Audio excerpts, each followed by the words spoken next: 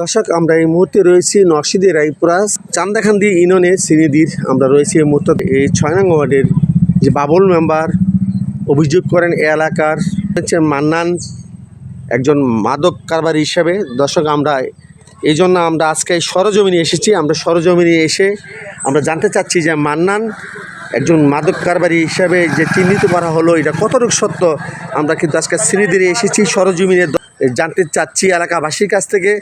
এলাকাবাসীর কাছে আমরা কিন্তু জেনেছি যে মান্নানের বিরুদ্ধে যে অভিযোগ সেইটা কিন্তু এলাকাবাসী বলছে এটা মিথ্যা বানোয়াট। একটু থাপ্পড় দেন, এই থাপ্পড়ের আঘাতে একটু রক্তাক্ত হয়, যার জন্য সে থানায় মামলা করেন মাদক নিয়ে। তো এলাকাবাসী এই ব্যাপারে আমাদেরকে জানান মান্নান কোনো মাদকের সাথে আদৌ জড়িত না।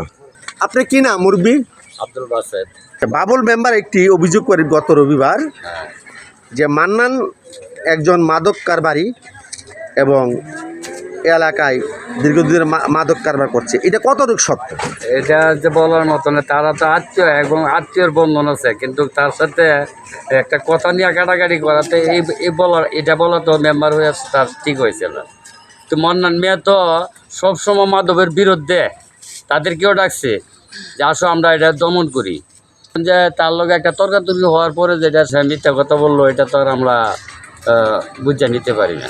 থানায় একটি অভিযোগ হয়েছে, থানার প্রশাসন এখানে এসে ইনকোয়ারি করে গেছে। আপনারা কি মনে করেন এটা কি জাস্ট একটা কথা নিয়ে কথা কাটাকাটির? এটা কথা কাটাকাটির কারণে তার শরীরে একটু আঘাত পড়ছে। হ্যাঁ, আঘাতটা এসে একটু রক্তপাত হয়েছে আর কি মনে করেন। এতে করে সে জিদ্দের মরে ওইখানে চলে গেছে, যায় থানা দিয়ে একটা অভিযোগ করে আইছে আর কি। মনে নিয়ে ভালো মানুষ। বাবুল মেম্বার আপনার বিরুদ্ধে আনিত একটা অভিযোগ করেন, আপনি একজন মাদক ব্যবসায়ী। বাবুল মেম্বার প্রতিবাদ করলে আপনি তাকে মারধর করেন, এটা কতটুকু সত্য? এটা সম্পূর্ণ মিথ্যা বানোয়াট। যে কথাটা বলছে সম্পূর্ণ মিথ্যা অভিযোগ দিল। আপনারা এলাকাবাসীর কাছে জানেন আর আমি কতটুকু মাদক ব্যবসায়ীর কাছে জড়িত কিনা। আর আমি তীব্র নিন্দা জানাইতেছি বাবুল মেম্বারের এই ব্যাপারটা নিয়ে। আমাকে যখন গালি দিছে, গালি দেওয়ার পর কয়েকবার গালি দেওয়ার পরে আমার বাবার কুত্তার বাচ্চা করে যখন আমার নাকের কাছে হাতটা নিয়ে গেছে, তখন আমি একটা থারপা দিয়েছি নাকে মুখে। মাদকের সাথে জড়িত থাকি আমার বিচার হোক, আর যদি আমি মাদকের সাথে জড়িত না থাকি বাবুল মেম্বারের কঠিন বিচার আমি দাবি জানাচ্ছি বাংলাদেশ সরকারের কাছে। বিরুদ্ধে যে মিথ্যা অভিযোগ দিয়েছে, আমার বিরুদ্ধে মিথ্যা প্রচার করলো, এই জন্য আমি তীব্র নিদান জানাই। স্বপন কি কি দোকানদারি করেন আপনি? এই নাস্তা বলায় বিকালে পুরি চুরি বানাই। তো কতদিন ধরে দোকানদারি করেন স্বপন ভাই? এই 2 বছর। বাবুল মেম্বার একটু অভিযোগ করেছেন যে মান্নানের বিরুদ্ধে, মান্নান থেকে আপনি চিনেন, মান্নানের বিরুদ্ধে একটু অভিযোগ হয়েছে যে এই শ্রীনিধিরে সে দীর্ঘদিন ধরে সে মাদকের কারবার করে, এটা কতটুকু সত্য? মান্নান তো ভালো লোক। শুনছেন মাদক ব্যবসা করতে?